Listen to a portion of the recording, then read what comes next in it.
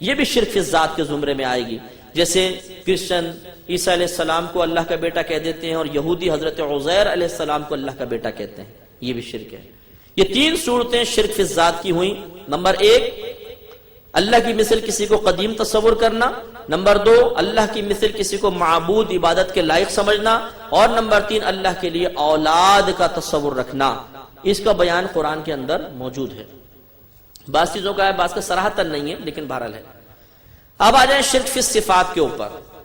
شرک فی الصفات یہ ہے کہ اللہ تبارک و تعالی کی جتنی بھی صفات ہیں وہ جن خوبیوں سے متصف ہیں یا ان صفات میں جو خوبیاں پائی جاتی ہیں، کسی مخلوق میں وہی صفت ان تمام خوبیوں کے ساتھ مان لینا، یہ شرک فی الصفات.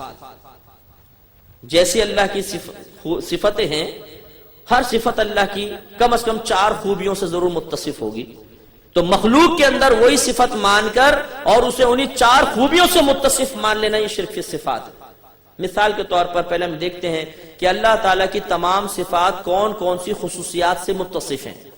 نمبر 1، اللہ تعالیٰ کی تمام صفات قدیم ہیں، ہمیشہ سے ہیں، ہمیشہ رہیں گی. ہمیشہ سے اس لیے مانا گیا، یہ عقلی لحاظ سے عقیدہ ثابت ہوا. عقلی لحاظ سے قرآن اس پہ نہیں بولے گا، حدیث اس پہ بالکل خاموش ہے. یہ اکابرین نے معتزلہ کا جواب دیتے ہوئے فرمایا کہ نہیں، اللہ تعالیٰ کی ذات جیسے قدیم ہے اس کی صفات بھی قدیم ہے. کیوں؟ اس لیے کہ اگر آپ صفات کو قدیم نہ مانیں اور یہ کہیں یہ پہلے نہیں تھی بعد میں پیدا ہوئی، تو یہ ضرور ماننا پڑے گا کہ اللہ تعالیٰ ایک وقت میں معاذ اللہ نابینا بھی تھا، اس کے وہ دیکھ نہیں سکتا تھا، وہ سن نہیں سکتا تھا، وہ کلام پہ قدرت نہیں رکھتا تھا، وہ کسی چیز کو پیدا نہیں کر سکتا تھا، وہ کسی کو زندہ نہیں کر سکتا تھا، کسی کو مار نہیں سکتا تھا.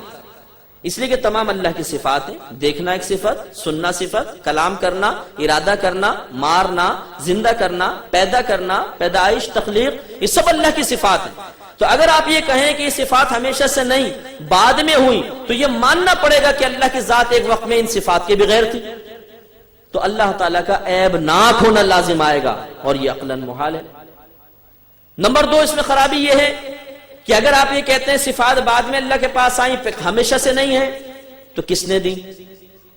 لازم بات ہے دوسری ذات کا تصور پیدا ہوگا. کیونکہ جب اللہ تعالیٰ پیدا کرنے پر قادر ہی نہیں تھا، اس کے پاس یہ صفت پیدا کرنے کی تھی نہیں، تو صفات کو کس نے پیدا کیا؟ اللہ کے پاس تو صفت تھی نہیں، تو ماننا پڑے گا کسی اور ذات نے اس کو پیدا کر کے اللہ کو دیا، تو پھر اس ذات کا اللہ سے زیادہ طاقتور ہونا لازم آئے گا. تو اس طریقے سے ہزارہ خرابیاں لازم آتی ہیں. تو اللہ تعالیٰ کی صفات نمبر 1 قدیم، ہمیشہ سے ہیں. نمبر 2، اللہ کی تمام صفات ذاتی ہیں، اسے کسی نے عطا نہیں، خود بخود اس کی ہیں، کسی نے عطا نہیں. اگر کوئی اس کو عطا کرتا تو وہ صفات عطائی کہلاتی. تو اللہ کی تمام صفات کیا ہیں؟ ذاتی. نمبر 1 قدیم، نمبر 2 ذاتی. نمبر 3 لا محدود، ان کی کوئی حد نہیں.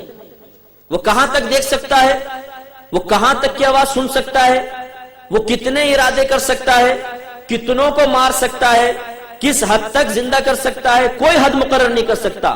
اس کی صفات لا محدود ہیں. علم اللہ کی صفت ہے، اس کی کوئی حد نہیں، کوئی کنارہ نہیں. اللہ کے علم کا کوئی کنارہ نہیں ہو سکتا، اس کی حد ہی نہیں. تو نمبر 1 اللہ کی تمام صفات کیا ہیں؟ قدیم. نمبر 2 ذاتی. نمبر 3 لا محدود، کوئی حد نہیں. نمبر 4 غیر فانی، اللہ کی کسی صفت پر فنا نہیں ہے، کبھی بھی فنا نہیں ہوگی. تو معلوم یہ ہوا اللہ تعالیٰ کی ہر خوبی 4 صفات سے ضرور متصف ہوگی: قدیم، ذاتی، لا محدود اور غیر فانی. اب اگر کوئی مخلوق کی صفت کے اندر ان 4 خوبیوں کو مان لے گا وہ مشرک ہو جائے گا، اور بعض اوقات ان میں سے ایک کوئی مان لے گا تو مشرک ہو جائے گا. مثال کے طور پر کوئی یہ کہے کہ فلاں ولی کا علم قدیم ہے، ہمیشہ سے ہے، مشرک. کیونکہ علم قدیم نہیں ہو سکتا، اللہ کا علم قدیم ہے. جب اللہ نے اس کو دیا تو اس کے پاس پہلے علم نہیں تھا، اللہ کے دینے سے ہوا تو علم اس کا قدیم نہ رہا، شرک ہو جائے گا. نمبر 2 مخلوق کی جتنی صفات ہیں وہ ہے عطائی. اگر کوئی کسی مخلوق کی کسی بھی صفت کو کہے گا کہ اللہ نے اس کو نہیں دی، خود بخود ہے، مشرک ہو جائے گا. فلاں ولی مدد کر سکتا ہے اللہ کی عطا کے بغیر، فوراً مشرک ہو جائے گا، اس لیے کہ کوئی اللہ کے بغیر ایک تنکا بھی کسی کو نہیں دے سکتا۔ یہ مسلمان کا عقیدہ الحمدللہ۔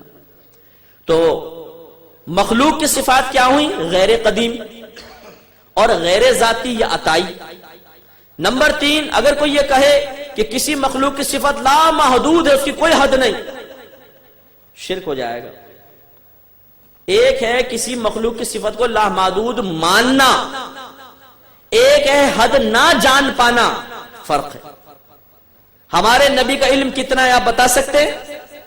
نہیں، اس کی کوئی حد ہم قائم نہیں کر سکتے، لیکن یہ ماننا پڑے گا کہ نبی کا علم محدود ضرور ہے، اس کی کوئی نہ کوئی حد ضرور ہے، یہ ماننا پڑے گا، لیکن کتنی حد ہے اس پر آپ اور میں مطلع نہیں ہو سکتے، اس لیے کہ علماء نے ارشاد فرمایا کہ دنیا کا سمندر کے علم کی مانند آپ تصور کر لیں، اس میں سے اگر ایک چڑیا ایک قطرہ پانی پیے، منہ اٹھائے، اس کی چونچ سے جو قطرہ گرے گا تو یہ علوم کی مثال ہے۔ نبی کا علم تمام سمندر کی مثل ہے، اور اس چڑیا کی چونچ سے گرنے والا جو قطرہ ہے گویا کہ تمام مخلوق کا علم ہے۔ کوئی تقابل ہے؟ کوئی موازنہ کر سکتا ہے؟ اتنا عظیم علم ہے ہمارے نبی کا۔ تو ایک ہے کسی مخلوق کی صفت کو لامحدود تصور کرنا، یہ ممنوع ہے، اور ایک ہے کہ اس کی حد قائم کرنے سے عاجز آ جانا کہ بھئی میں نہیں کر سکتا، ہے تو محدود لیکن کہاں تک وہ حد بھی نہیں پتہ چل رہی، یہ بالکل جائز ہے۔ نمبر 4، اگر کوئی کہے کہ مخلوق کی کوئی صفت کبھی فنا نہیں ہو سکتی، غلط۔